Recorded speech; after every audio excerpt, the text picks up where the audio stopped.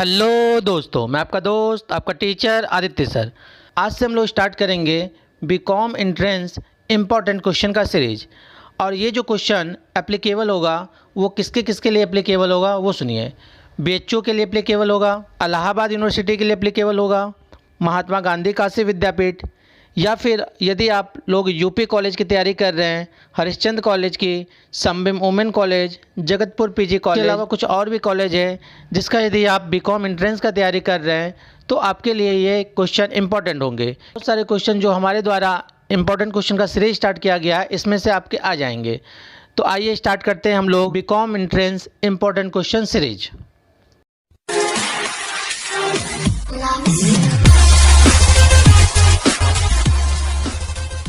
आज हम लोग बीकॉम एंट्रेंस इंपॉर्टेंट क्वेश्चन का सीरीज का थर्ड पार्ट देखने जा रहे हैं। फर्स्ट पार्ट सेकंड पार्ट में हम लोग लगभग 60 क्वेश्चन डिस्कस कर चुके थे। तो आज हम लोग डिस्कस करेंगे 40 और क्वेश्चन, अर्थात 61 से लेके 100 तक। यदि आप लोग फर्स्ट पार्ट और सेकंड पार्ट नहीं देखे हैं तो ये वीडियो देखने के बाद को भी आप ज़रूर देख लीजिएगा, इसका लिंक डिस्क्रिप्शन बॉक्स में दिया हुआ है। तो आइए स्टार्ट करते हैं क्वेश्चन नंबर 61। मूल्य में परिवर्तन के कारण मांग की मात्रा में पड़ने वाले अंतर की माप क्या कहलाती है?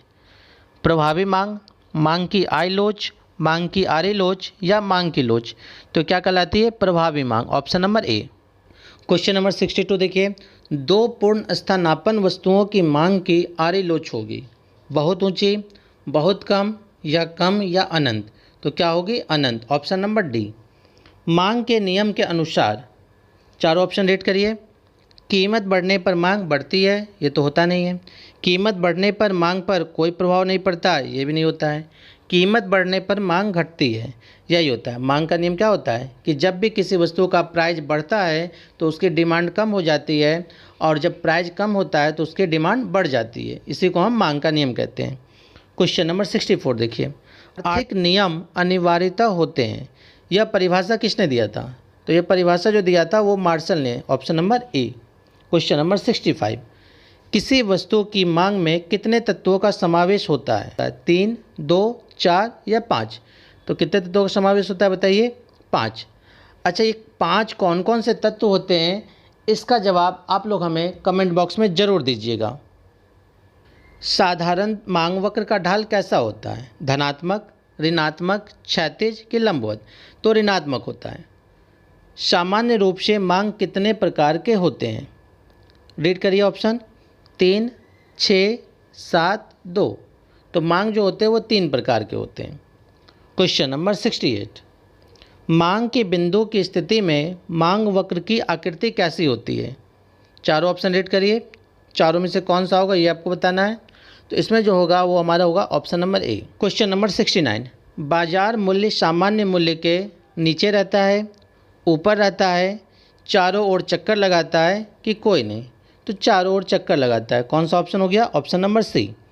यदि मांग वक्र एक्स अक्ष के समानांतर हो तो मांग की लोच कैसी होगी? अनंत होगी। सिंपल सा क्वेश्चन है, क्या हो जाएगा? Option number B.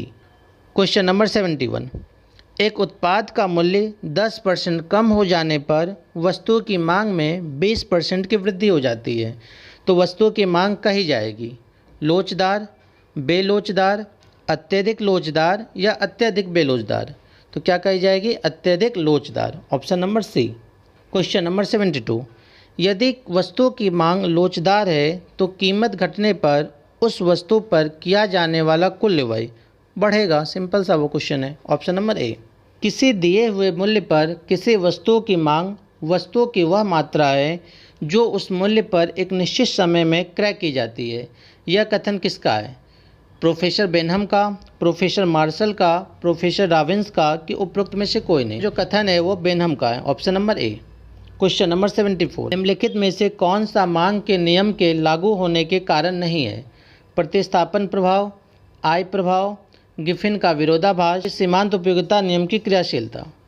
तो कौन सा नहीं है ये पूछा गया हमसे। तो इसमें कौन सा है? गिफिन का विरोधाभास, ऑप्शन नंबर सी। एक व्यक्तिगत मांग वक्र दाईं से नीचे की ओर गिरा होता है क्योंकि सीमांत उपयोगिता ह्रास नियम काम करता है, कीमत में कमी का प्रतिस्थापन प्रभाव काम करता है, कीमत में कमी का आय प्रभाव काम करता है, या उपरोक्त सभी? तो इसका हो जाएगा option number A. Question number 7, मांग का नियम बताता है जब आय बढ़ती है तो मांग बढ़ती है, जब मूल्य बढ़ता है तो मांग बढ़ती है, जब मूल्य बढ़ते हैं तो मांग घटती है, जब जनसंख्या बढ़ती है तो मांग बढ़ती है। तो ये क्वेश्चन तो अभी हम आपको बताए भी थे, ये क्वेश्चन रिपीट है। तो मांग का नियम क्या होता है बताइए? जब मूल्य बढ़ते हैं तो मांग घटती है, option number C. Question number 77, मांग का महत्वपूर्ण तत्व कौन सा है? निश्चित मूल्य, आवश्यकता या प्रभावी इच्छा, निश्चित समयावधि की उपरोक्त सभी। तो क्या हो जाएगा? ऑप्शन नंबर डी, उपरोक्त सभी।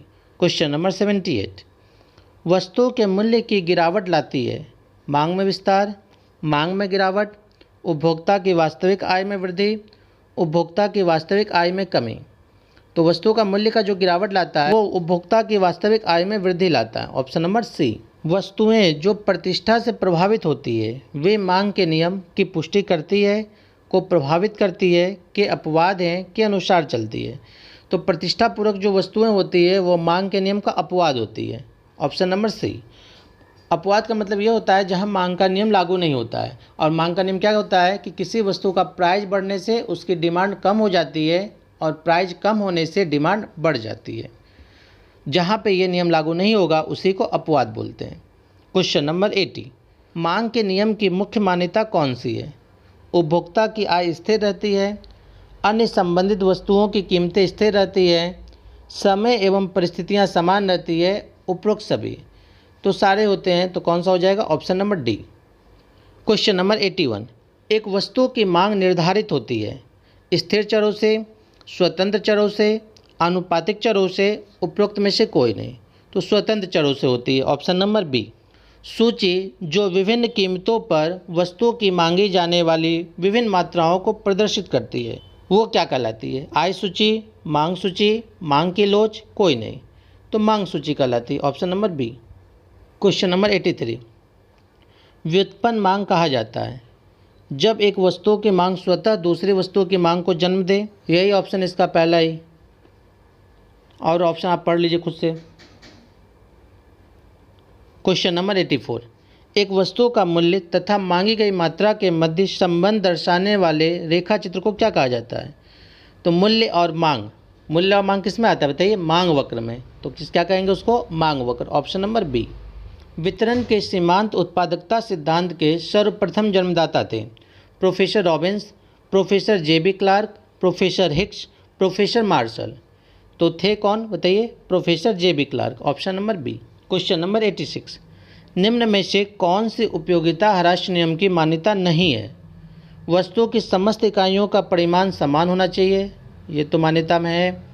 उपभोग और उत्पादन की मात्रा में अंतर नहीं होना चाहिए, ये भी है। उपभोक्ता का मानसिक दृष्टिकोण समान रहना चाहिए, ये भी है। हमसे क्या पूछा था? उपयोगिता ह्रास नियम की मान्यता नहीं है, तो कौन सा हो जाएगा? चौथा, उपरोक्त में से कोई नहीं, क्योंकि ये जो तीनों दिया है ऊपर वाला ये तो मान्यता है। क्वेश्चन नंबर 87, निम्नलिखित में कौन सा सीमांत आगम उत्पादकता का सही सूत्र है? चारों ऑप्शन रीड करिए, चारों में से आपको बताना है कि कौन सा सही है। तो ऑप्शन नंबर ए सही है।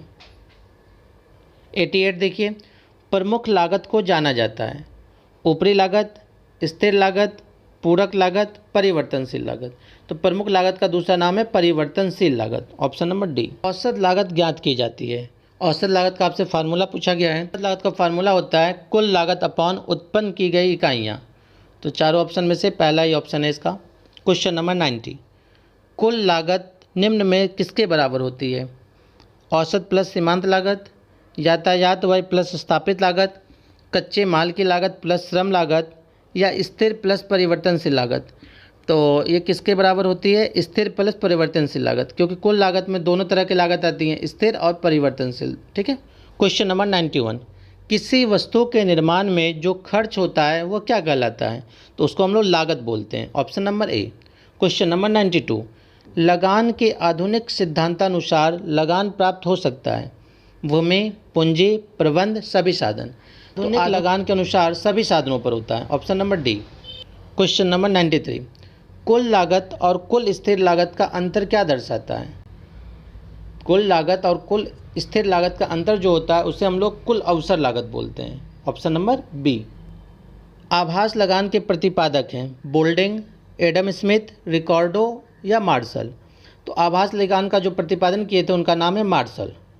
क्वेश्चन नंबर 95, आधुनिक अर्थशास्त्रियों के अनुसार लगान प्राप्त हो सकता है केवल भूमि को, केवल श्रम को, भूमि और श्रम को, उत्पत्ति किसी भी साधन को। तो यह भी क्वेश्चन तो हम आपको बताए थे, क्वेश्चन रिपीट है। इसका आंसर क्या हो जाएगा? Option number D. Question number 96 देखिए, औसत लागत से आशय है अंतिम औसत इकाई की लागत, औसत इकाई की लागत, कुल लागत माइनस सीमांत लागत बटे उत्पादन मात्रा या उत्पादन की प्रति इकाई लागत। तो औसत लागत का मतलब होता है कि उत्पादन की प्रति इकाई लागत। Option number D. Question number 97, औसत परिवर्तनशील लागत ज्ञात करने का सूत्र है। हमसे क्या पूछा गया है? एवरेज वेरिएबल कॉस्ट का फार्मूला। तो इसका फार्मूला होता है कुल परिवर्तनशील लागत बटे कुल उत्पादन की मात्रा। ऑप्शन नंबर ए ही हो जाएगा। ठीक है। क्वेश्चन नंबर 98, उत्पादन के जोखिम को उठाने वाला उपादान कहलाता है संगठन, श्रम, उद्यम, इनमें से कोई नहीं। तो जोखिम उठाने वाले को हम लोग क्या कहते हैं? उद्यम।